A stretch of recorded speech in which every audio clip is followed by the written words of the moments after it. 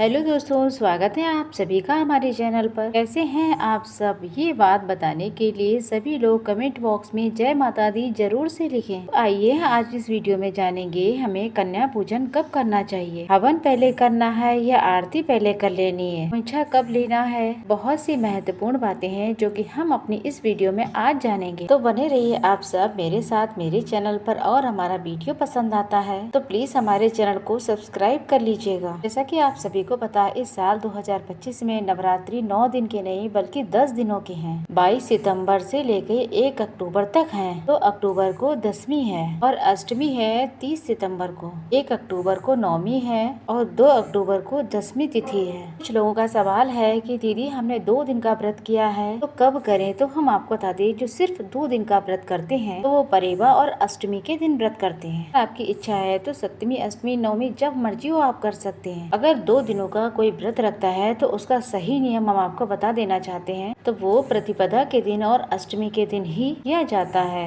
कुछ लोग ऐसे होते हैं जो अष्टमी के दिन ही व्रत खोल देते हैं कन्या पूजन के बाद। सबके अपने अपने घरों के नियम होते हैं, लेकिन हम आपको बताते हैं ऐसा नहीं करना चाहिए। नवमी के दिन हमें कन्या पूजन करना चाहिए। अगर कोई और कारण है करना चाहते हैं तो अष्टमी के दिन भी कर सकते हैं। ये मायने में जो 9 दिनों का व्रत रखते हैं तो उनको नवमी को ही कन्या पूजन करना चाहिए। ऐसे जिसके यहाँ जैसा नियम है कि अष्टमी को ही किया जाता है वो अपने हिसाब से कर लेंगे। सुबह 6:30 बजे से लेकर 12 बजे तक यहाँ पर कन्या पूजन का मुहूर्त रहेगा। मुहूर्त पर भी ज्यादा फोकस मत करिएगा, क्योंकि कन्या पूजन के दिन कन्याएं बहुत आसानी से नहीं मिलती हैं। थोड़ा बहुत टाइम इधर उधर हो जाता है तो चिंता मत करिए। ऐसा नहीं होना चाहिए कि शुभ मुहूर्त निकला जा रहा है उसके बाद हम कन्या पूजन कैसे ही कर पाएंगे। जी हाँ, ऐसा आपको बिल्कुल भी नहीं करना है। कोशिश कीजिएगा कि नवमी के दिन ही आप कन्या पूजन करें। अष्टमी के दिन की बात कर लेते हैं। अष्टमी के दिन हम पहले तो माता को नारियल का भोग लगाएंगे। वही दूसरी बात ये है कि अष्टमी के दिन हम माता का खोइंछा भरते हैं। खोइंछे में कुछ लोग जो है चावल से भरते हैं, कुछ लोग पूड़ी और हलवा का इस्तेमाल करते हैं, कुछ लोग चने प्रसाद या फिर लड्डू से भी भरते हैं। तो आप जैसा आपके यहाँ होता है वैसा ही कर लें। ऐसा नहीं कर सकते हैं तो कुछ पैसा, दक्षिणा, श्रृंगार का सामान ये सब भी कर सकते हैं। थोड़ा सा पीला चावल डाल करके माता का खोइंछा आप भर सकते हैं। तो अष्टमी के दिन ही खोइंछा भरा जाता है। मान लीजिए अगर आप अष्टमी के दिन महागौरी यानी कि माता के 8वें रूप का हम यहाँ पे पूजन करते हैं। मान लीजिए किसी कारणवश उस दिन आप खोइंछा नहीं भर पाएंगे,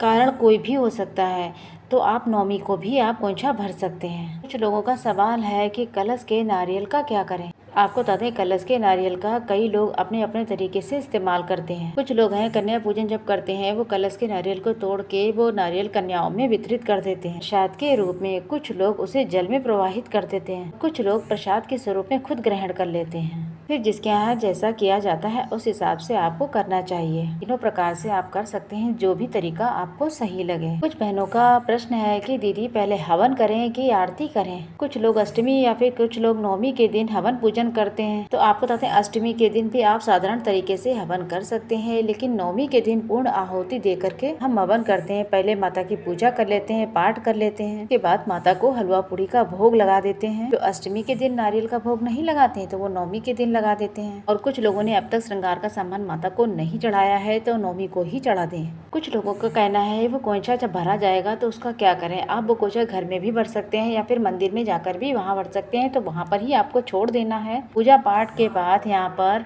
हर तरीके से फ्री होने के बाद आपको बताते हैं पूरा परिवार एक साथ बैठकर हवन जरूर करना चाहिए। आप हवन ब्राह्मण के द्वारा भी करवा सकते हैं, अगर नहीं है तो खुद भी आप स्वयं से भी कर सकते हैं। सभी देवी देवताओं का नाम लेकर जैसा भी आप बोल सकते हैं। सभी देवी देवताओं का नाम लेकर के आपको आहुति दे देनी है। शुरुआत में सबसे पहले गणेश जी का नाम लेकर ही हवन की शुरुआत करेंगे। फिर पान के पत्ते पर बतासा, लौंग, जो भी है, इलायची या फिर खीर पूरी बनाया है तो वो रखकर सब आहुति देते हैं उसकी भी। उसके बाद हम सब मिलकर के आरती करते हैं। आरती करने के बाद उसके बाद हम कन्या पूजन करते हैं। इसी समय आपको बताते हैं हमारे यहाँ तो ऐसा होता है, पूजा पाठ करने के बाद कलश को भी थोड़ा सा हिला दिया जाता है। कुछ लोग कन्या को भोजन कराने के बाद करते हैं। साथ ही साथ सामग्री का विसर्जन हम अगले दिन करेंगे। ये सब आप अपने हिसाब से देख लीजिएगा, क्योंकि हर घर का नियम अलग होता है। स्वाति जो ज्वारे हैं उसे कान में लगाया जाता है, तिजोरी वगैरह में रख लें। कलश का जल जो होता है पूरे घर में उसका छिड़काव करते हैं। इसके बाद माता का जयकारा लगाते हैं, कन्या पूजन करते हैं। तो अष्टमी को करेंगे वो सारे काम करेंगे, लेकिन अष्टमी को कलश नहीं लाएंगे। कोशिश करिएगा कि अष्टमी या फिर नवमी को मंदिर जरूर जाइएगा। आशा करती हूँ अष्टमी और नवमी से जुड़ी सारी बातें मैंने आपको बता दी हैं। जैसे कुछ लोग दोस्तों यहाँ पर नवमी के बाद कन्या पूजन के बाद अपने व्रत का पारण कर लेते हैं। तो